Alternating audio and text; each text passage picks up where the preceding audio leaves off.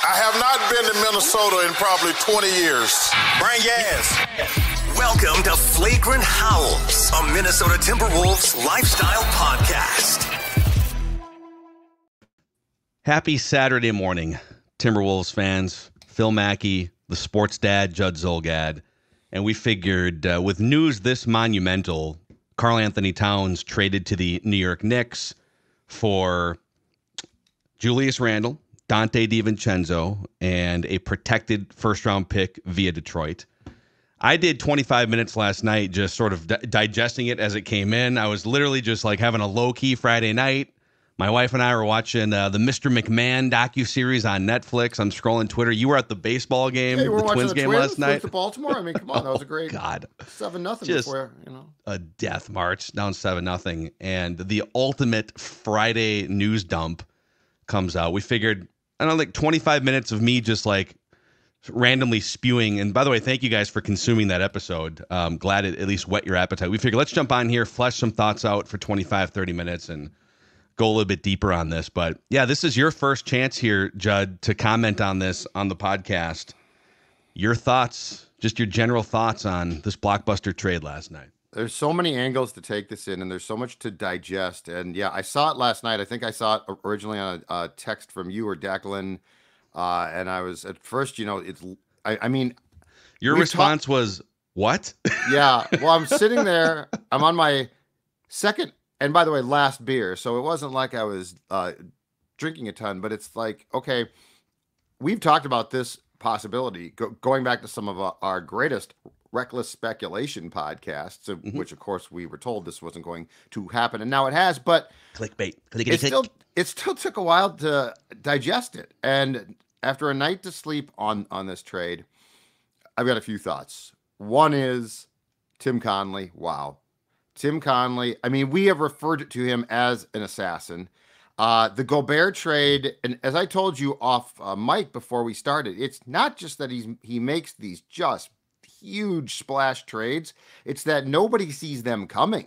Like, this is 2024. The NBA operates on leaks. Like, part of their currency is, hey, this got out.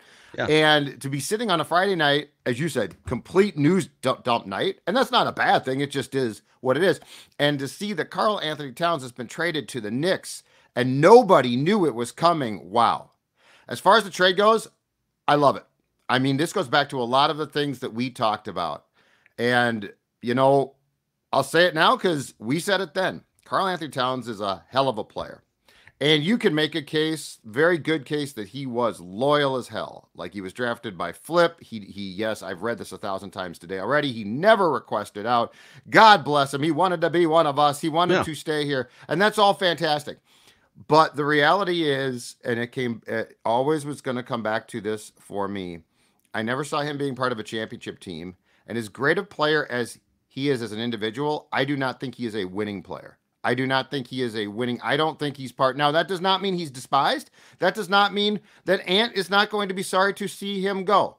But Tim Connelly, and by extension, because Anthony Edwards wants to win, okay? He does not, he can go talk to Karl. Hopefully those two have long lives and are going to have a lot of life after basketball. And if they want to go hang out in a bar or on a beach someday when they're 60, good for them. But the reality is this, and this is where I think Minnesota sports fans really struggle, and we need to stop. Just because you like a player, or just because that player seemingly liked you, okay? You still have to look at who the player is, what the player brings, and realize that a guy like Tim Connelly did not come here to be popular with you. Tim Connelly barely talks. Like, he's out there sometimes, and he's actually fine. It's not that he is scared, but I mean, he does very limited press conferences. He lives in the shadows. He does, and he operates and lives in the shadows. And I'm not criticizing that because of this. If you look at what he is doing, for better or for worse, and there was a lot of people, including nationally, who said when he pulled off 6 weeks after arriving and basically saying this roster's pretty good. Bang, 5 players, 5 first-round picks for Gobert. He got savaged. He didn't care.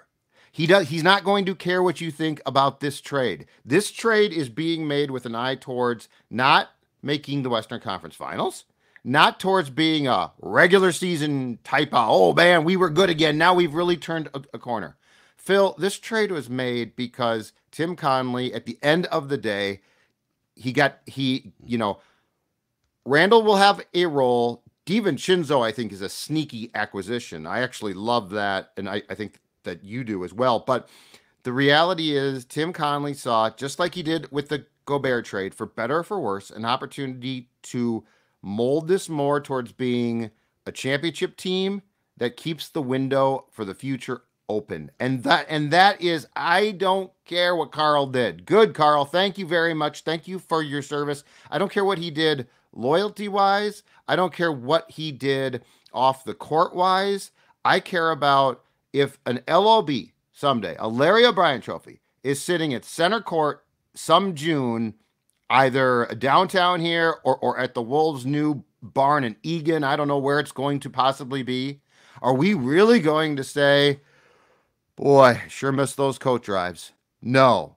So I love this trade because I love what it signifies, which is a cold-blooded, calculated chase for one thing, and that's a ring. And I do think Karl will not be part of a championship team because, and again, we have discussed this, I don't think he's a championship player. So much to unpack here still. Just to sort of piggyback off a couple things. So I'm going to put a pin in the Karl part of this for a second and circle back on the Tim Connelly part of it. So just blanket general rule for me. I trust Tim Connelly as a basketball ops, roster building, chemistry, culture building, president of basketball operations, going back to Denver and what he did there. The trade he made early July, 2 summers ago for Rudy Gobert was panned universally, nationally, mostly locally. Although there was at least one voice on Flagrant Howls telling you guys, hey, kind of like this trade if you look at what Rudy Gobert brings defensively, but it's neither here nor there. But people crushed him for that Rudy Gobert trade. And they were saying, well, why would you? This team made the playoffs last year. Let this team continue to grow together. And he said, our goal isn't to just sneak in the playoffs and get wiped out in the first round. B, the NBA changes rapidly. Teams are making huge moves every single offseason. Are you standing pat and watching 3 teams pass you by? Are you building toward an arc 2-3 years down the road? What's your plan? He said, yeah, this collection may have won 46 games, but we're not like a meaningful team in the Western Conference. Rudy Gobert makes us a meaningful team in the Western Conference. Now, it took a year. That's the thing I don't think they foresaw. I think they thought it would click right away, and it took a weird, clunky year where they did get to the playoffs, but injuries and all sorts of things. But he was right about the Rudy Gobert trade. He was right about the D'Angelo Russell trade, which a lot of people, again, nationally, locally, looked at that and said, what are you doing? Right. You're trading this 20, D'Lo was like 27 years old when they made that trade for an ancient, aging point guard and a hyphenated guy named Nikhil. D'Lo also not a championship player. Not a championship personality, not a leader. Common theme is going to develop here. Not a dog, if you will. No. Mike Conley is a dog. Nikhil Alexander Walker is a dog. Yes. Right? Yes. So just blanket rule, I trust Tim Connelly. Mm-hmm. And if you take that a step further into, okay, well, why would Tim Connelly make this trade? The Timberwolves went to the Western Conference Finals. They're knocking on the door of one of the 4, 5, 6 best teams in the NBA. They are emerging into a potential championship window here for the next however many years. If Tim Connelly thought Karl-Anthony Towns was a key piece or a key sidekick to a championship team hoisting a Larry O'Brien trophy, quite simply, he would not have traded him last night. He would not have. And I see a lot of people like, well, this is classic cheater. Did the Polads take over the franchise here? This is classic. Now, Glenn Taylor has been a really bad owner for the majority of 3 decades. And I think more than anyone in this market for 10 or 15 years, I have savaged him on radio podcasts. But this is not a cost-cutting move, certainly in the short term. Even after this trade, the Wolves have the 2nd highest team payroll in the NBA. Yeah. They are projected, I'm looking at Hoops Hype right now, they are projected next year to have like the 3rd highest payroll in the NBA. I was told, I think I floated this on Flagrant Howls. If not, I'll make it public right now. I was told a few months back that Glenn Taylor greenlit a potential $50 to $100 million loss for the franchise in 2024-25 because he wants to see this thing through. This is not Glenn Taylor going to Tim Connolly and saying, you must dump Cat's salary. That's like, they're still the second highest payroll in the NBA in 2024-25. Now, long-term flexibility, Cat under contract as a supermax player from age 29 into 30, 32. Do you want to be paying him $60 million when he's 32, 33 years old? I think from a strategic basketball standpoint, they took an opportunity to sell high on a guy that generally had one of the best years of his career, was relatively healthy. He fit in. He cut back on some of the bad habits throughout chunks of the year. Now, of course, in the Western Conference Finals, and this is, I think, part of the puzzle. I'm not reporting this. This is just educated speculation. I think the front office looked and saw the first 3 games of that Mavericks series and said, boy, awesome job in round 1. Hey, the defense that Cat played on Jokic in that 7-game series, the job he did in Game 7 deserves a ton of credit. But the Timberwolves lost games 1, 2, and 3 against the Mavericks by 3 points, 1 point, and 9 points. And Cat, in those three, let's face it, 3 of the biggest games of his life because it's Western Conference Finals, shot 27% from the field and shot 13% from downtown. Close games. If he shoots 38% from the field and 30% from 3, they likely win at least 2 of those first 3 games, if not take a 3-0 lead in the Western Conference Finals. So I think Tim Connolly and the front office had to make a really hard decision about who is a championship fit in the next 3 years, who is not. Do we need at some point some flexibility to get out from underneath that supermax albatross contract? Maybe get out from the second apron is financial, but it's also strategic. Like when you're in the second apron of luxury tax, you're handcuffed when it comes to roster building. There's certain trades you can't make. You don't get the mid-level exception. And so I think and then one last thing on Cat, and then I'll kick it back to you here. I think there's room to say a couple things about him. On the good side, he is probably the second best player in franchise history right now as it stands behind Kevin Garnett. Anthony Edwards is going to charge forward and take that mantle at some point. Anthony Edwards might, before it's all said and done, surpass KG. But I think it's fair to say 9 years, second best player in franchise history, one of the most physically gifted and talented players in the NBA the last 10 years, the physical talent and gifts of a Jokic, if not more in some cases, a Joel Embiid. But on the bad side, while he's capable of dropping 60 points in a game, he's also capable of sabotaging 40 to 50% of the playoff games he's ever played in.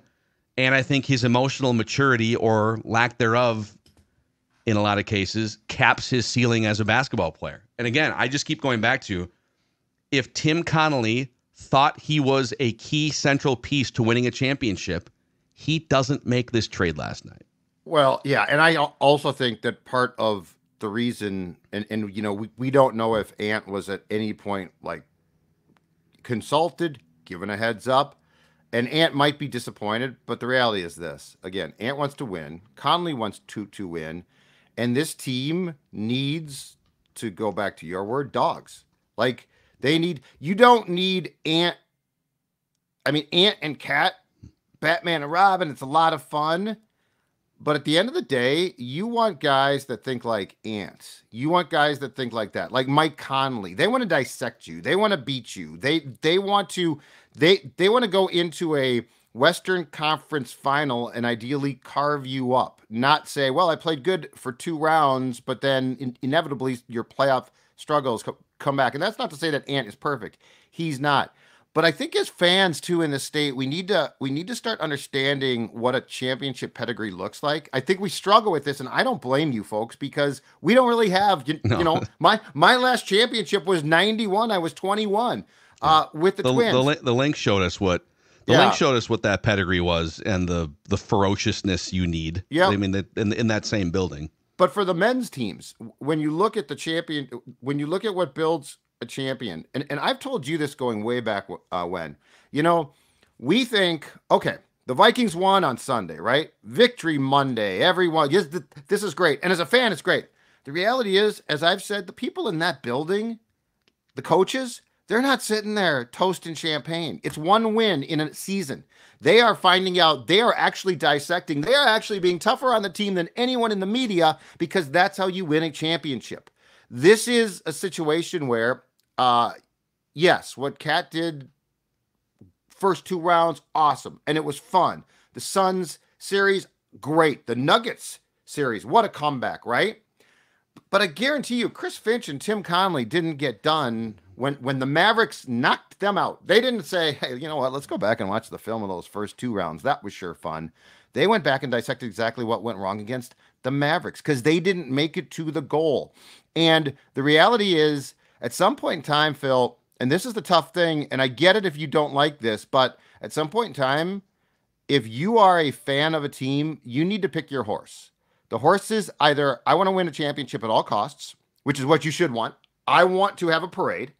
Or I don't want to see my favorite players, who I think are good guys, right or wrong. And I will always say, we do not know athletes. We think we do. We do not. But if you want your favorite guys to stay put, then there's a fighting chance you will never win a championship, because that's how we operate far too often here. And we don't have the reference point. So I totally get it. I'm not asking people to do something that brain power wise they're incapable of, because there is no reference point to it. But these are the type of moves that you make when you see a championship possibility. And in Conley's case here, he also wanted to open the window wider, to extend it. Why? Because Ant Edwards is everything. Like, the only person at Target Center who doesn't need to have their head on a swivel constantly is Ant. Yeah. And the other thing as well is this, okay? So Cat, a lot of you like Cat. It's weird because I think a lot of you criticized him, but now it feels like he was loved. But that's not the point. The point is, you know, Nas, incredibly popular, right? I'm already reading Nas, and Nas is great. Nas is a great find. He's a great story. But if you have to trade Nas, and this is just an example, if you have to trade Nas as part of a package to win a championship, Tim Connelly will do it, and so should you. We need but I think that's where I know you're just using an example. Yeah, that's just an example. I think Nas is part of the core. Like, well, he's 23, 24 years old. But if in a year they decide he ain't, he's gone. And if you want what we all want, that's just part of the game here. So what Conley is doing might seem distant. It might seem mean-spirited. Personally, I think as far as what he sees fit, I think it's the brilliance of how you do this, at least in the way that you see structured correctly. Yeah. Yeah, I think on Cat too, contractually, as you're looking for opportunities to just make this roster more flexible going forward, that contract becomes harder to trade every year he gets older and every year he gets more expensive. It's $49 million this year. Then it's 53. Then it's 57. Then it's 61 on a player option that he's almost certainly going to exercise by the time he's 32 or 33 years old. And so Conley jumped in and said, this is probably as high as his value is ever going to be. Because I've seen some other people, you know, like, well, this is all they could get for Karl? I saw that. What, like, the league watches playoff games too, right? The league saw the first 3 games of the Western Conference Finals. The league saw that Memphis series 2 years ago. What happens? Like, you're not getting 5 first-round picks. Now, I guess, could you have gone to a team? Could you have gotten more first-round? Like, DiVincenzo is super valuable, and we'll get to some of that. Like, dude, I love Donte DiVincenzo. He's the Wolves were flirting with him in free agency like a year ago. Yep. And that, you want to talk about dogs, man. That dude. And the contract. Yes. And so let's get into because, you know, I think we've set our piece on the why and Karl and moving on. So, okay, did they actually get better here, short term and long term? Long term, they open up. No longer are they committed a couple years down the road $57 million to an aging Karl-Anthony Towns. So they open up that flexibility, which is good. But is the team better right now? Well, day one, I think the Julius Randle fit is going to be a huge question. Just like the Cat fit with Gobert was a huge question in the first year. Mm-hmm. Julius Randle going to be 30 years old. Now, if it doesn't work, it's $29 million this year, and then there's a player option in 25-26 that my guess is he probably declines unless he's majorly injured, because he can probably get, as a 31-year-old, one more multi-year contract. So it might only be like 1 year of Julius Randle and then whatever. But then again, Julius Randle, the people clowning Julius Randle while propping up Cat, it's kind of funny. Like, I do think Cat's a better player than Julius Randle, certainly a better shooter. Yeah. But, dude, Julius Randle's been like a 25, 10, and 5 guy, a really good mid-range player, a ball handler. He also has a big-time edge. Yeah, he's got some bite to him. He's got way more edge. I do think that Knicks fans would tell you he can get really frustratingly. He can kind of go rogue and be like an isolation player. He jacks up too many threes. So I will give you that. There's definitely some questions about the Julius Randle fit. Now, he did shoot 53% on corner threes last year. So if you can reduce his minutes from like 35 down to 28, 29, hey, we're going to park you in the corner a little bit more often. And now Naz Reid gets to play 28 to 30 minutes instead of 23 minutes. I could see some manipulation of his minutes and his role there. Also worth noting, Julius Randle, not a great postseason performer. So if we're going to criticize Cat for seeing a drop-off in the postseason, Julius Randle has also had his struggles in the postseason. So definitely some questions about the fit for Julius. But you're not tied up on a supermax contract into his 30s for $60 million in a few years while Anthony Edwards is emerging into his prime. Flexibility. Yep. But Donte DiVincenzo, I love this dude. Mm-hmm. He's tough. So a little bit of a late bloomer because he was like a mid-first round pick by the Bucks. But the last couple of years in Golden State and with the Knicks, he's really blossomed as a three-point shooter. So last year with the Knicks, perfect fit. He started most of the games. He shot 40% on 9 3-point attempts per game. So on one hand, Julius Randle, not a great three-point shooter unless he's in the corner. He's like a 31% three-point shooter. You know, you're losing Cat, who's one of the great three-point shooters in the league, but you're getting Donte DiVincenzo's three-point shooting and a guy that can get off 9 attempts per game. I mean, Cat was either unable or unwilling to get off more than 4 or 5 per game, and it was kind of frustrating sometimes for the coaching staff. It's like, dude, we need you to shoot more threes, and he fell in love with penetration and dribble and drive. I mean, Donte DiVincenzo is going to sit out there and bomb threes, whether he's starting or coming off the bench. Mm-hmm. So and by the way, $11 to $12 million a year for 3 guaranteed years, age 27, 28, 29. So age-wise, contract-wise, he fits perfectly in here with Anthony Edwards, toughness. So that's going to be a perfect fit. And then the Pistons it's the Knicks first round pick, but via the Pistons. And I found out my notes in front. I think it's like a lottery protected pick. The top 13 protected. Top 13 protected. For like a 3-year period, yeah. Yeah. So all of this is to say, I actually think maybe I'm like pushing against the wind on this take. I think the Wolves, if they can get this thing to gel at all with Julius Randle, I think they could be a better, deeper, tougher team than they were a year ago. Does that mean they're going to go further? I mean, there's a ton of great teams in the Western Conference right now. But from a basketball standpoint, I get it from a future flexibility standpoint, selling high on Karl, all that stuff. I also think this might just be a really good basketball trade that surprises a lot of people once we get like 2 months into the season. So when you say tougher, do you mean tougher as in also tougher to play against? Because I would agree with that. I think they become a tougher team to play against. There's sort of 2 definitions of toughness, I guess. There's like there's that unquantifiable dog-like toughness, right? Like that Tom Thibodeau, Villanova. I mean, DiVincenzo brings some of that. Yep. But then there's the strategically, are you harder to play against? On one hand, they got smaller because you're going from a 7-footer in Karl-Anthony Towns. Julius Randle's like a 6'8", 6'9".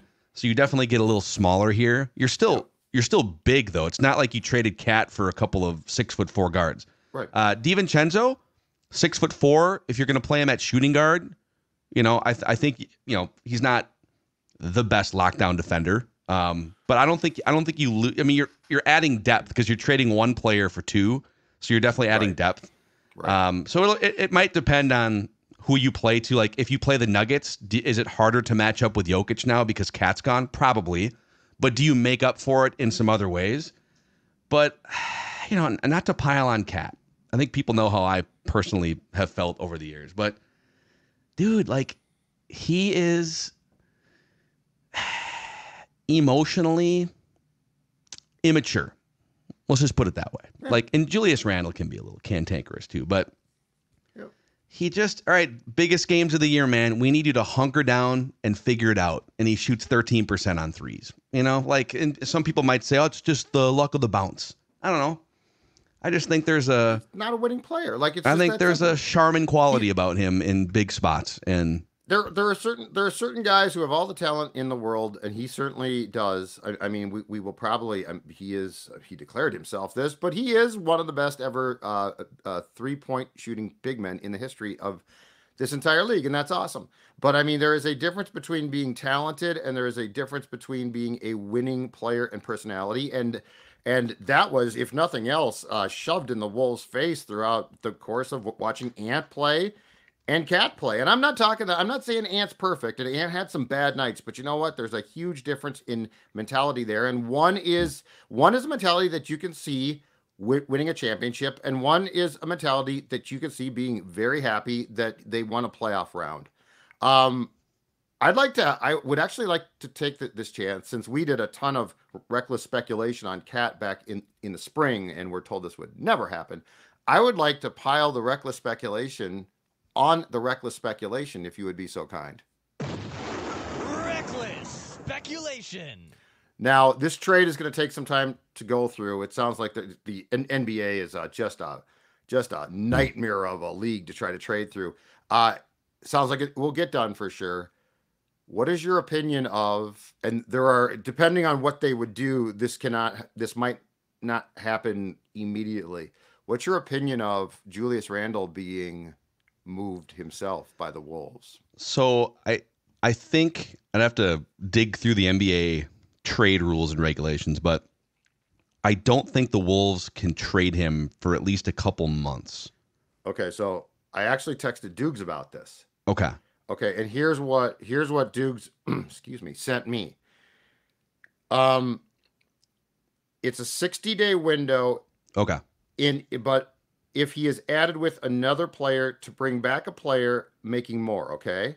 But if traded for a pick or another player, the belief, at least from when checking with Dukes, is that he could be traded immediately. Well, but hold on a second. Because when you're in the second apron of the luxury tax, which the Wolves are, so the Wolves can trade Cat for multiple pieces. But they can't trade multiple pieces for one contract when you're in the second apron. So now that they have Julius Randle, because I don't know, I can't remember if you said his name, but I feel like you're going down the Kevin Durant path here. I'm just saying, because we floated that a couple months ago, right? It looks like he could be traded as long as it's not multiple players to your point involved. Right. So let's do the Kevin Durant thing for a second. Speculation. Boy, if they somehow, could you imagine? Because there's been some noise that Kevin Durant kind of wants out of Phoenix, loves Anthony Edwards. You know what? I don't think you can do that, though, with the second apron. I can imagine Tim Connelly, though, doing so. Like, I could easily see him having a back burner trade off of this trade that might not get done immediately. But do I think that Tim Connelly, I mean, we talk about Quasi cooking, right? Well, Quasi, yeah, that's awesome. He cooks. Tim Connelly has 4 stoves going. Yeah, I don't know how this works with like a multi-team trade, but like if this is the first trade, and now you have Julius Randle and Donte DiVincenzo. So Julius Randle makes $29 million. Correct. Kevin Durant makes 51. Okay. And you'd have to match that within, like, I want to say 10%. Well, and I'm not saying and you can't immediately. But the rule is when you're in the second apron, you can't trade Julius Randle plus another player for Kevin Durant. Right. And the Wolves are going to be in the second apron this season. Yep, that's exactly what. So I think the second apron rules kill any sort of possible Randle plus something else for Kevin Durant. Yeah. Now, could there be? Let me put this on just for sake. Reckless Cover. speculation. That's all the cover you need. I don't think they would do this, but dude, I didn't think they would was do the gonna Gobert say, trade or the. I love our show when we preface things like, I don't think, and fans are like, SKOR North, Judd and Phil are so stupid. And then it's like, where are they when these trades happen? Anyway, go ahead. I don't know if you can do this mathematically with the second apron because Kevin Durant again makes $51 million, and the player I'm about to float makes $44 million this year. Okay. But it's a little curious that we are 72 hours away from training camp starting, and Rudy Gobert is going into the last fully guaranteed year of his contract. Now he has a player option 2 years from now. And Duke said they continue to talk, right? That's the last. Yeah, that he And told again, us. I don't think they would move Cat and then 5 minutes later move the defensive anchor of this, like the defensive player of the year. I agree with that. But we're getting a little closer to Rudy's salary being able to match Durant's. But again, the percentage, I think it's within 10%, and the Rudy contract is more like within 15%. We're like way in the weeds here. I think this is the move. And if they wanted to trade Julius Randle before the trade deadline for something of equal value contractually, they could make that happen if it just wasn't a fit. Yeah. I'm just saying from what I have ascertained since this trade was made, it's very clear that in the Wolves' mind that DiVincenzo was the linchpin for them. Mm-hmm. And it's very clear that they're getting Randle back. Yeah, because you I'm got not saying they to don't match like salaries. Yeah, exactly. But I'm not saying they don't like him. I'm just saying, like, it doesn't take a lot to see that the Wolves were like, if you include DiVincenzo, the deal's done, and we'll take Julius. And a couple other things on this too that we should touch on. By moving out the Albatross Cat contract, you open up the ability to potentially sign Naz Reid to a bigger, longer contract extension to fill that void. Because right now it's like if you're Naz, or if you're the Timberwolves, it's nice to have Naz on that team-friendly deal that he signed a year ago or whatever it was. But he's probably not going to sign another super team-friendly deal to play 23 minutes a night off the bench.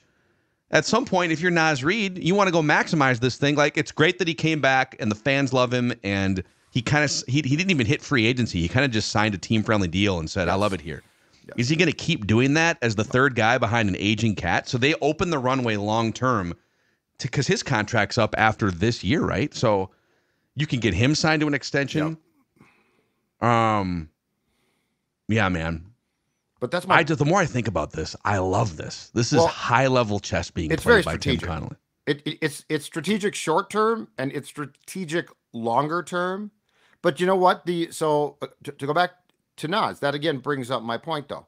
So if they had traded Naz last night, okay, been like, he's blocked by Cat, we can't trade Cat, or we don't want to trade Cat, this town would be going crazy as well. So that's the thing, is like, this is all about trying to do what they think is best to win a championship, not what's best at, like, Tim Connolly doesn't care if you own 3 Cat jerseys and a bobblehead. He doesn't care about that. He wants to, and I feel like we need to get to a place where we pick trying to win a championship, prioritize that above, man, I love that guy. I love that guy. I mean, that's what you do when you're a kid, and that's fine. I'm sure there's a few 12-year-olds crushed today, and I feel bad for him because like when your first player gets traded, it does suck.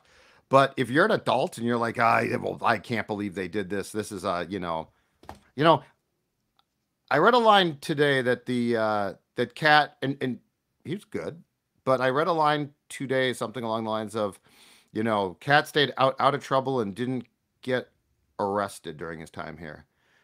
It's a low bar, man. That's a bare minimum. I don't expect people to get arrested. Yeah. Like, I'm not dunking on, he didn't get arrested, so they should keep him. I mean, I've said my piece, but I agree with you. I like the trade. I like what Conley is doing. If he's wrong, he's wrong. But he also has a vision.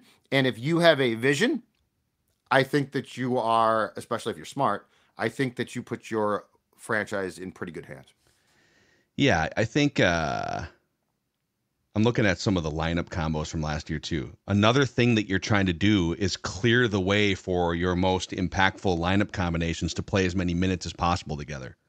So let's play a little game here called, I'm just going to put you on the spot. Wolves 3-man lineup combinations. So when this player, and this player are on the court together. Yeah. Do you care to guess which trio had the best plus-minus net rating when put on the court? These 3 Timberwolves last year together.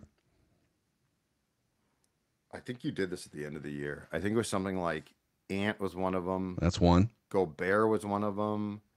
And then but it was like Nas or something. That's your best 3-man lineup combination. Yeah. So don't you want to find? So they played 500 minutes together last year.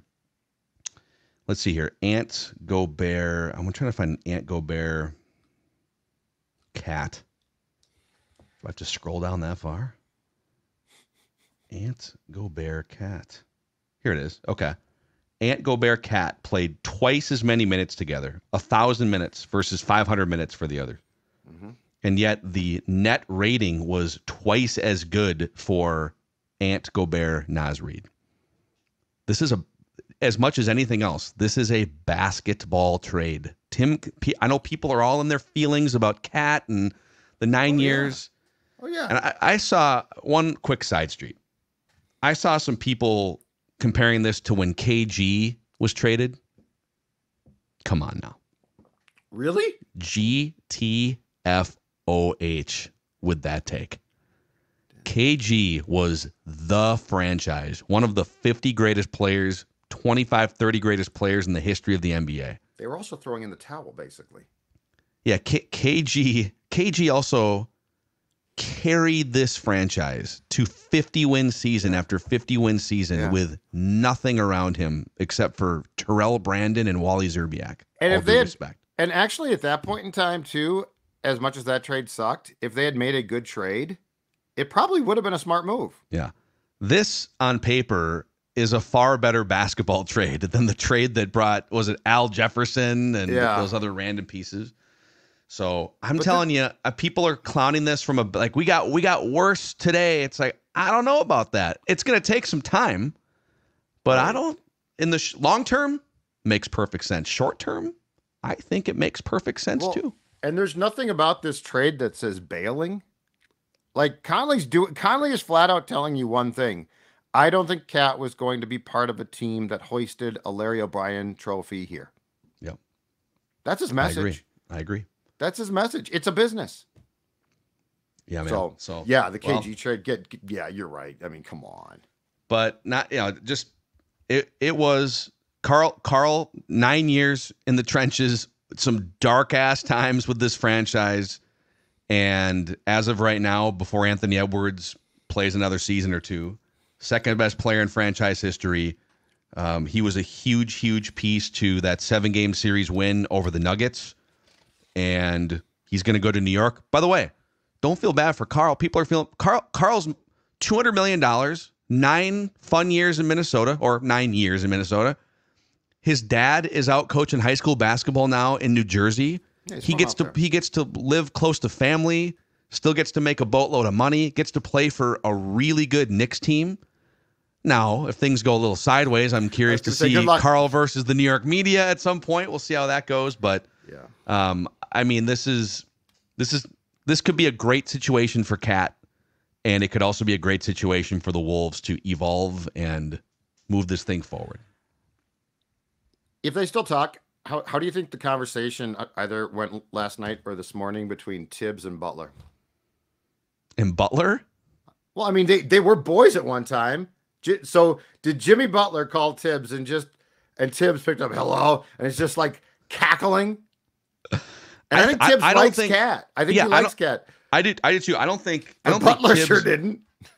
Yeah, I don't think. I mean, Tibbs kind of sided with Jimmy at the end. They wound up moving him, but I think Tibbs likes Cat. Tibbs got along with Cat, and most importantly, I mean, Gerson, who's got a major say in personnel now there, loves Cat. Leon Rose. Leon Rose, his agent for years at CAA, who's now president, loves Cat.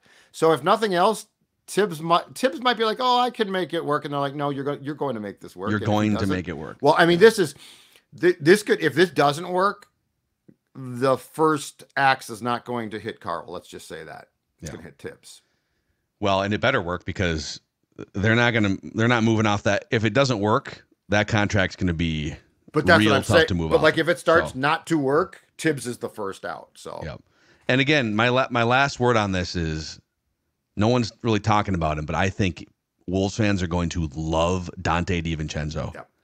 I think you are going to fall in love with his style of play, just the toughness, the 3-point shooting. He's a basketball guy. He's a Villanova guy. He's got some championship pedigree. He's a Tibbs guy. He's a Villanova guy. He's a Jay Wright guy. Oh, by the way, Chris Finch spent a year with Julius Randle with the Pelicans. Right. Back a few years ago. Right. Here's my only question.